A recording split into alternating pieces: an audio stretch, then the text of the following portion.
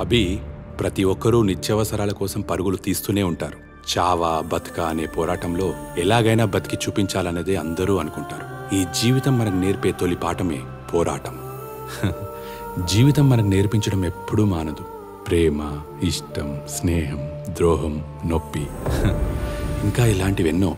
కానీ మనం నేర్చుకున్న తొలి పాఠాన్ని మర్చిపోయి ఈర్ష్య, లంచం, అవినీతి, విధ్వంసం ఇలా ఎన్నో సమస్యల్ని చూసి చూడనట్టే పోతుంటాం.